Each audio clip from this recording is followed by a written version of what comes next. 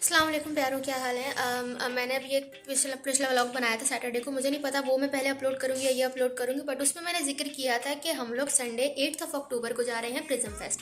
अच्छा, मज़े की बात, सैटरडे वाले जिस व्लॉग की मैं बात कर रही हूँ वो व्लॉग तो डला ही नहीं, अपलोड ही नहीं हुआ। क्यों नहीं हुआ मुझे भी नहीं पता। ठीक है, तो बस हम लोग वहीं के लिए निकल रहे हैं। We are actually invited because organiser is one of our friends. और हम लोग क्योंकि उनके साथ एक इवेंट करवा चुके हैं पहले भी अपनी यूनिवर्सिटी के अंदर। He was invited, he saw, उन्होंने देखा तो ही सेड कि यू आर इन्वाइटेड। तो अब हम जा रहे हैं 5-6 लोग मिलके, तो आपसे वहाँ पर मुलाकात होगी, ठीक है।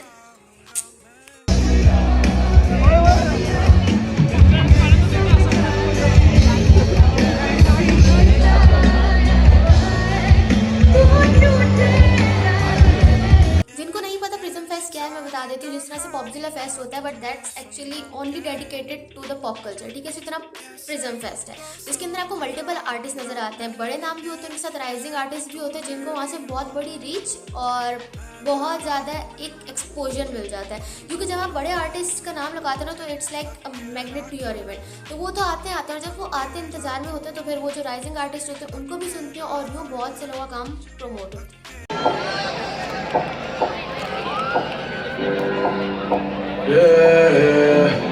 प्रिज्म फेस्ट में हमारे साथ जो आर्टिस्ट मौजूद थे उनके नाम है जीम से जाफर, अब्दुल हन्नान,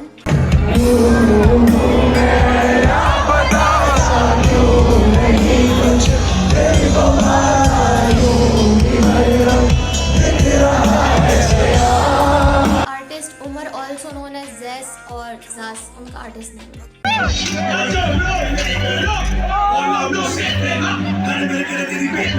तैमूर बेग,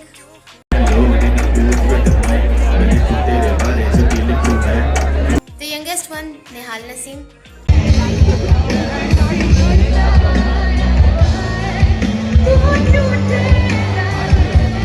और ऑब्वियसली जोखे और youngsters.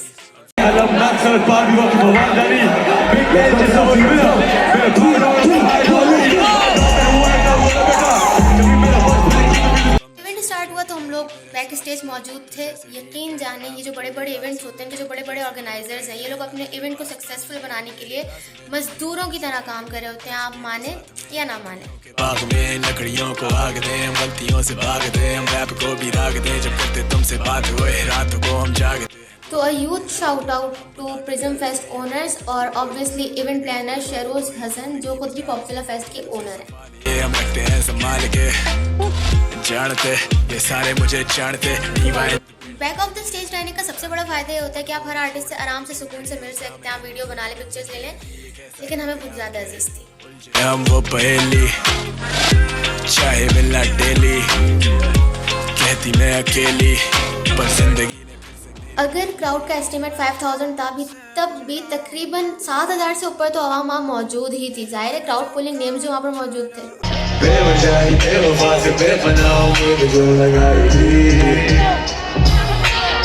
If you all know what I mean, तो सबसे पहले क्राउड को लाजवाब करने के लिए आए थे तैमूर बेग।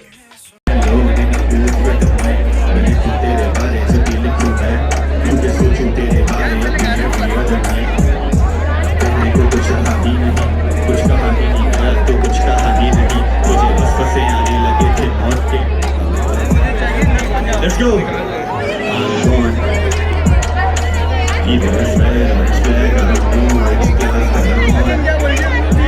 उनके बाद आते हैं जीम से जाफर, जो अपने आप को मदारी भी कहते हैं और आप सबने यकीनन उनको सुना हुआ भी होगा। काफ़ी मशहूर कलाम और सूफी कलाम उन्होंने पढ़े हुए हैं, प्लस उनकी बैंड का नाम भी मदारी। अगर वो आदमी अपने आप को मलंग कहते हैं ना, तो आप सिर्फ उनकी परफॉर्मेंस देखें जाकर।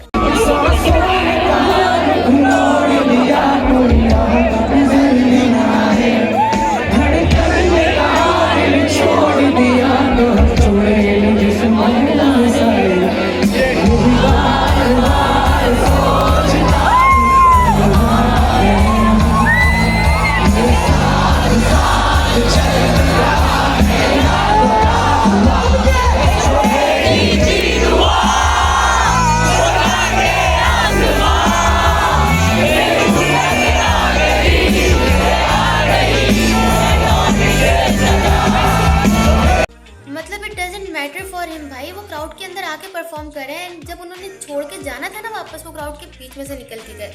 मतलब कोई protocol nothing, just I don't know किसको एक्सप्लेन किस तरह करेंगे। उनके बाद आती है Nihal Naseem, the youngest yet the most talented. She is only 18 और पूरे क्राउड को उन्होंने चार्ज करके रख दिया था, क्योंकि जाफर के जाने के बाद एक और आर्टिस्ट आया था। He was a young artist, वो रैप आर्टिस्ट था। तो ऑब्वियसली जब क्राउड को याद नहीं होता ना, तो क्राउड थोड़ा सा इधर उधर मगन हो जाती है। पर निहाल नसीम ने आके ना क्राउड को एक किया था। उसको पता है कि किस तरह से हाइप अप करना है ऑडियंस को।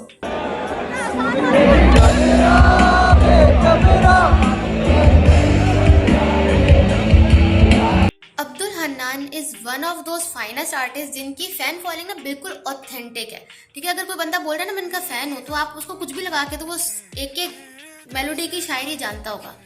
लेकिन लाइव सुनने में ना उतना मज़ा नहीं आया। ऑल दो सेम टू सेम वैसे ही था, बट क्योंकि ऑब्वियसली जेम्स जाफर, निहाल नसीम जो वाइब क्रिएट करके चले गए थे, वो सॉन्ग्स का जॉनर टोटली डिफरेंट था। और अब्दुल हन्नान ने लाइव में बहुत स्लो करके गाए बहुत अच्छे थे, वाइब बहुत डिफरेंट थी। मतलब जो एक्सपेक्टेड था शायद वो नहीं था, पर अच्छा था।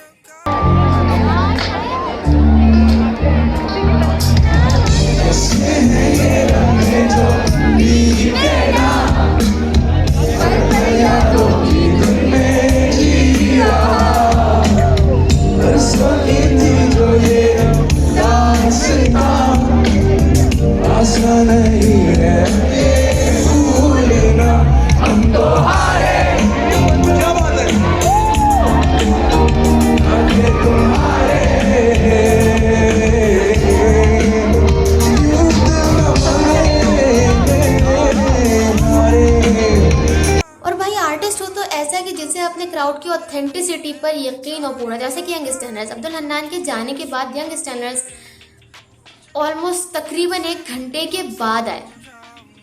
क्यों आए? क्योंकि उनको पता था कि अगर वो 2 घंटे भी लेट आएंगे ना, आवाम रुकेगी, और आवाम रुकी रही। वो 12 बजे आए हैं और लोग 12 बजे तक रुके रहे अपनी अपनी जगहों पर।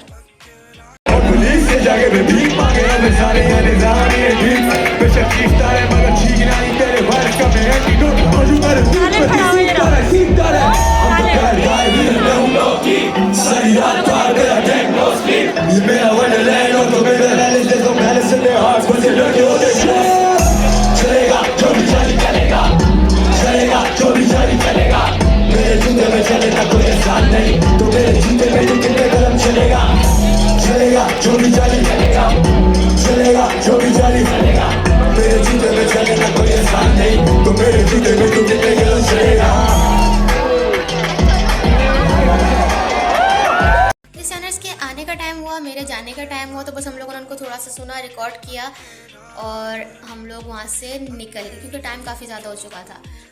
बस दिस वॉज इट। एंजॉय किया, मज़ा आया। अगर आप लोग कभी कॉन्सर्ट में जाते हैं ना, तो इट्स लाइक अ मशवरा कि या तो बिल्कुल आगे चले जाएं, ठीक है, या बिल्कुल पीछे रहें। बीच में रहने की तो कहानी ही नहीं है, स्पेशली जब आप 5 फुट से कम हो। मेरी बात सुन, I'm from the streets baby, यही मेरे साथ सुर, तो जैसे रीड बैठा रहा मैं पूरी रात सुन करती। लेकिन अगर आप बैक स्टेज हैं तो इससे ज़्यादा बेहतर तो कोई और बात ही नहीं है। और जिस तरह से मेरा वहाँ से जाने का टाइम हो गया था, इसी तरह से मेरे यहाँ से जाने का भी टाइम हो गया। अपना ख्याल रखिएगा, दुआओं में याद रखिएगा। अल्लाह हाफ़िज़।